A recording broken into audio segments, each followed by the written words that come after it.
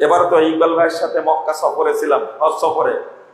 কি আশ্চর্য, হজ করতে গেছে মক্কায়, একজন জিজ্ঞেস করে একজনকে, যাচ্ছি ফজরের টাইমে, 90তে সালাত করতে যাচ্ছি। তার সে আসছে, জিজ্ঞেস করতে ফজর পড়বি না? বলছে এদের পিছনে নামাজ হবে না, এরা সব ওহাবি। কেমন বাঙালি আপনি চিন্তা করছেন, এরা কি সব ওহাবি, এদের পিছনে নামাজ হবে না। এটা কে শিখাইছে? আমি জিজ্ঞেস করলাম লোকটাকে, আলেম মানুষ? না না, কামলা। তাহলে এই ফতোয়া তো কেউ দিছে, তাই না? কেউ তো দিছে এই ফতোয়া, তাই না? হাই হাই হাই, এরা ওহাবি। আর আমার একজন পরিচিত মানুষ, আল্লাহ তাকে হেদায়েত দিয়েছে আলহামদুলিল্লাহ, 2013 সালের কথা বলছি, যে মক্কায় থাকি 18 বছর যাবত একদিনও মক্কার ইমামের পিছনে আমি নামাজ পড়িনি। কেন? এরা ওহাবি, কাদিয়ানি, সব এর পিছনে নামাজ হবে না। চিন্তা করেছেন, মক্কাতে থাকে কত বছর? 18 বছর। একবারে 8 পাস কি 6 পাস এই লোকটা, এ তো আলেম না? এই ফতোয়া জানলো কোথায় থেকে?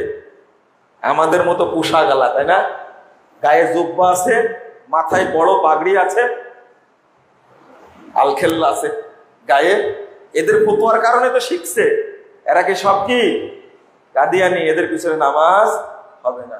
কি কপাল, 18 বছর যাবে মক্কায় থাকে, কিন্তু মক্কার ইমামের পিছনে কি পড়ে না? নামাজ পড়ে না। কপাল।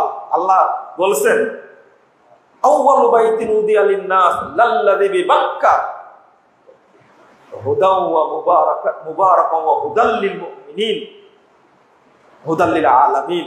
আল্লাহ বলছেন যে এই মক্কাটা হলো বরকতপূর্ণ এবং জগৎ সমূহের জন্য এটা হলো হেদায়েত।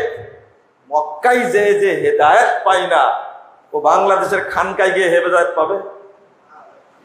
লা হাওলা ওয়ালা কুওয়াতা ইল্লা বিল্লাহ। এই জাতিকে আপনি বুঝাবেন কি করে?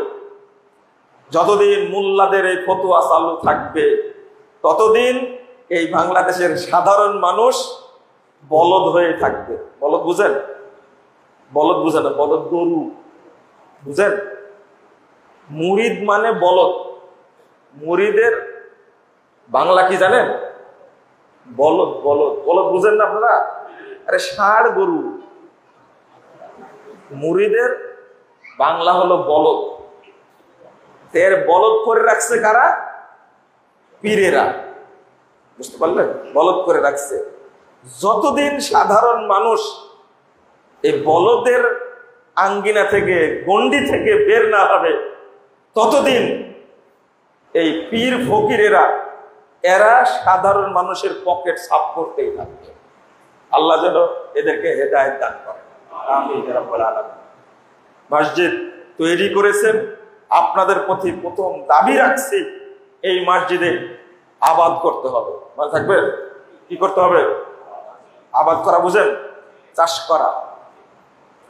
মসজিদে 5 ওয়াক্ত সালাত জামাতে আদায় করতে হবে। আমি বেশি কথা বলবো না। জামাতে সালাত আদায় করার সুযোগ হয়েছে, রাইট টাইমে আজান হবে, আউয়াল ওয়াক্তে জামাত করবেন, ওয়াক্ত হয়ে যাবে, আজান দিয়ে দিবেন। এখন তো সময়সূচি আপনাদের কাছে আছে, মোবাইলে পাওয়া যায়। টাইম হয়ে গেছে, আজান দিবেন, জামাত করবেন কয়টায়? 5 মিনিট পরে, 15 থেকে 20 মিনিট পর মধ্যে জামাত করে ফেলবেন, আউয়াল ওয়াক্তে সালাত আদায় করবেন।